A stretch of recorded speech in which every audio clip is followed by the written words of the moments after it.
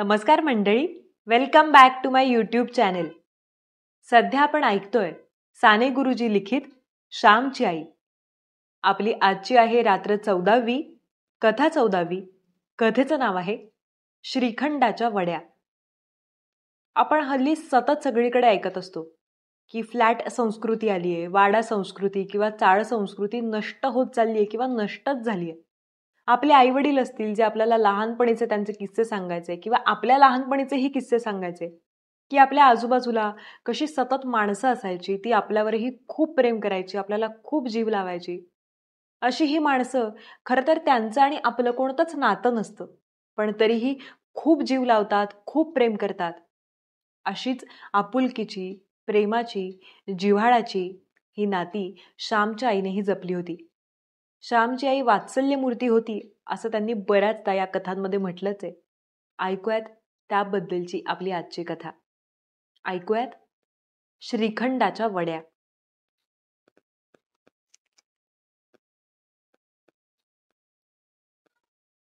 आमच्या आईला श्रीखंडाच्या वड्या फार चांगल्या करता येत असत. आईचा पाक कधी बिघडत नसे. वड्या खुसखुशीत सुंदर व्हावयाच्या. त्या वड्या करून देण्यासाठी आईला पुष्कळदा शेजारी पाजारी बोलावीत असत व आई ही आनंदाने जात असे. दुसऱ्याच्या उपयोगी पडणे हा तर तिचा मोठा आनंद. पार्वतीबाईंची मुलगी वेणू माहेरी आली होती. पार्वतीबाई व आई यांची मैत्री होती. वेणू पुष्कळदा आमच्याकडे येत असे व आई तिला गाणी म्हणावयास लावी. एके दिवशी आई मला रागे भरली होती. त्यावेळेस वेणूने माझे डोळे पुसले होते. वेणू माझ्या मोठ्या बहिणीप्रमाणेच मला वाटे. त्या दिवशी पार्वतीबाई आईला म्हणाल्या, श्यामची आई, वेणू परवा सासरी जाणार, तिच्याबरोबर श्रीखंडाच्या वड्या देईन म्हणते. तुम्ही याल का उद्या तिसऱ्या प्रहरी? तुम्ही कशा छान करता. तिच्या सासरी पाठवावयाच्या आहेत, तर चांगल्या झाल्या म्हणजे बरे आपले. माझी आई म्हणाली, येईन हो. वेणू परवाच का जाणार? मला वाटले होते की राहील संक्रांतीपर्यंत. मला सुद्धा तिची करमणूक होती. यायची, गाणी म्हणून दाखवायची. पार्वतीबाई म्हणाल्या, तिच्या सासरचे पत्र आले, पाठवून द्या म्हणून. मुलगी एकदा सासरी गेली म्हणजे आपली थोडीच आहे. आली 4 दिवस पुष्कळ झाले. त्या कृष्णीला सासरची माणसे 2 वर्ष झाली तरी माहेरी पाठवीत नाहीत. तिची आई त्या दिवशी रडली हो. त्यापेक्षा वेणूचे बरे ना. मग या हा उद्या. वेणूला तुम्हाला बोलवायला पाठवीन. जाते मी. आईने कुंकू लावले व पार्वतीबाई गेल्या. दुसऱ्या दिवशी दुपारची जेवणे झाली, परंतु आईला बरे वाटत नव्हते. उष्टी खरकटी कशी तरी करून आई अंथरुणावर पडली. मी आईला विचारले, आई, निजलीशी? श्याम, अंग दुखते, जरा चेपतोस का? आई म्हणाली. मी आईचे अंग चेपू लागलो. आईचे अंग कडक झाले होते. तिचे कपाळ मनस्वी दुखत होते. मी मग बाहेर खेळावयास गेलो. इकडे वेणू आईला बोलवायला आली. आई निजली होती. येताना श्यामची आई, आई तुमची वाट पाहते. वेणू गोड वाणीने म्हणाली. आई उठली. आई तिला म्हणाली, जरा पडले तो डोळा लागला.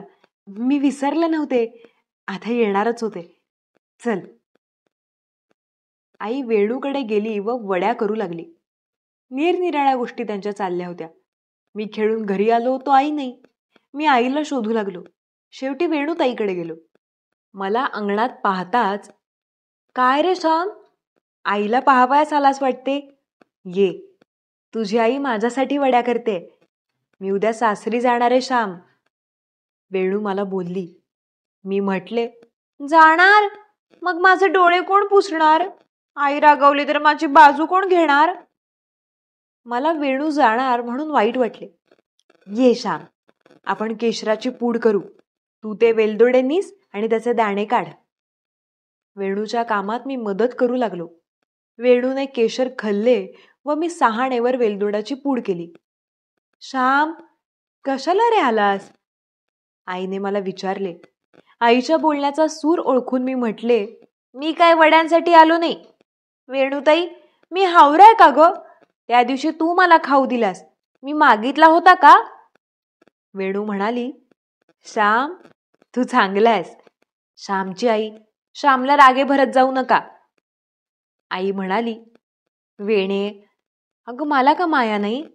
एखाद्या वेळेस रागवते, पण त्याच्या बऱ्यासाठीच. श्यामला जगाने नावे ठेवू नयेत म्हणून मी त्याची आई एखाद्या वेळेस बोलते त्याला. तो चांगला आहे, परंतु आणखी चांगला व्हावा असे मला वाटते. पार्वतीबाई, पाक झाला हो.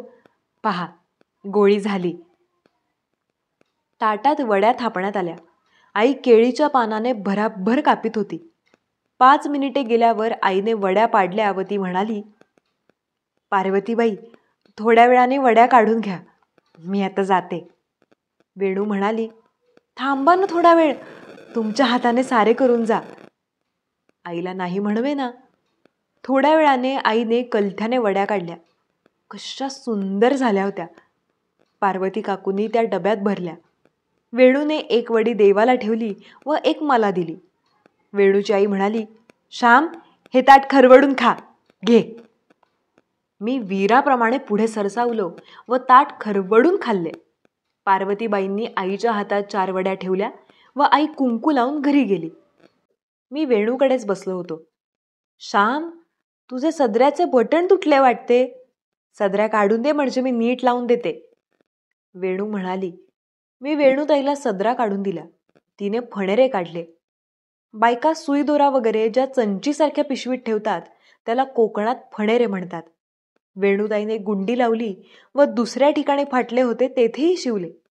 मी सदरा अंगात घातला. वेणूताई म्हणाली, श्याम, चल गुलबक्षाची फुले तोडू आणि तुझ्या आईकडे घेऊन जाऊ. आम्ही फुले तोडली व आमच्या घरी घेऊन आलो. माझ्याबरोबर वेणूही आली होती.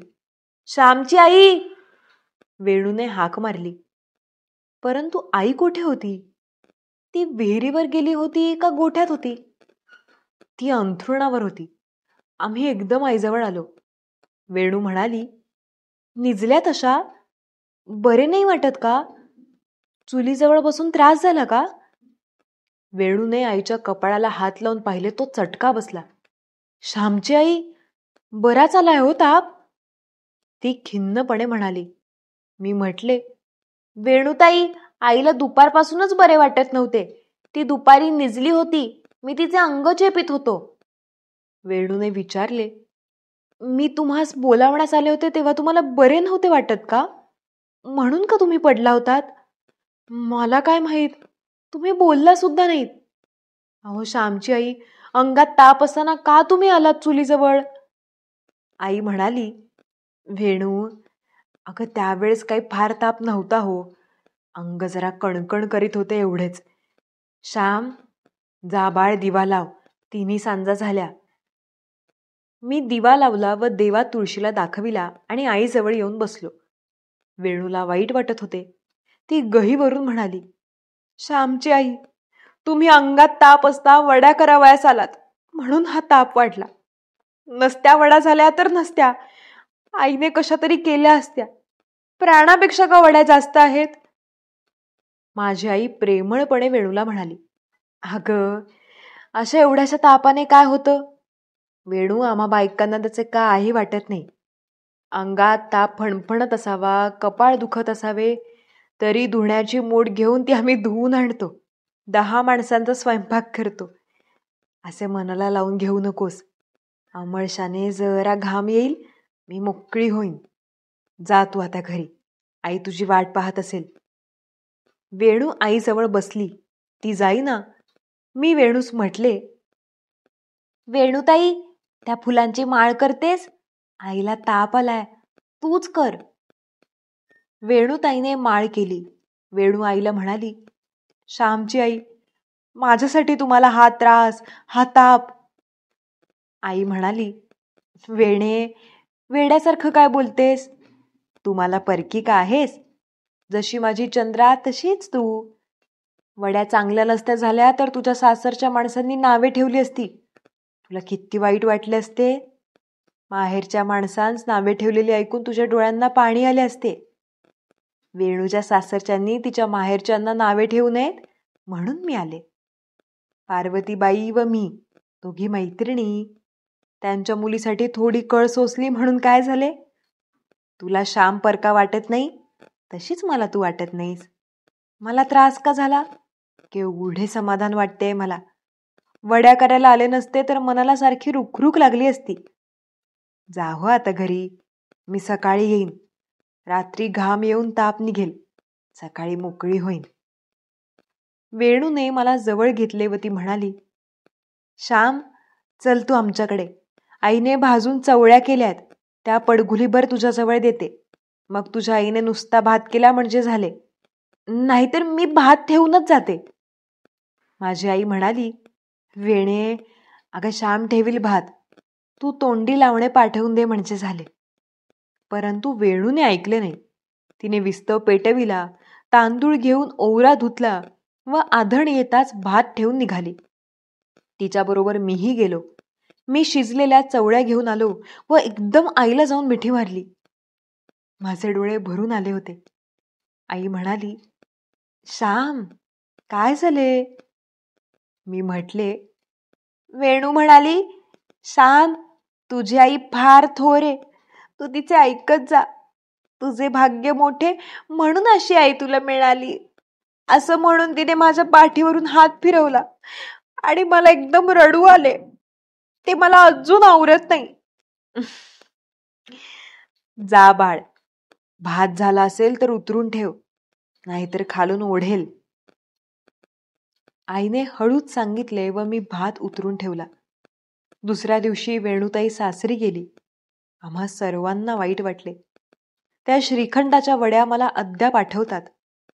वेणूची आई व माझी आई दोघी निघून गेल्या. वेणू सुद्धा जगली नाही. परंतु ते प्रेम अजून आहे. ते प्रेम अमर आहे. माणसे मरतात, परंतु त्यांचे सद्गुण सदैव चमकत राहतात.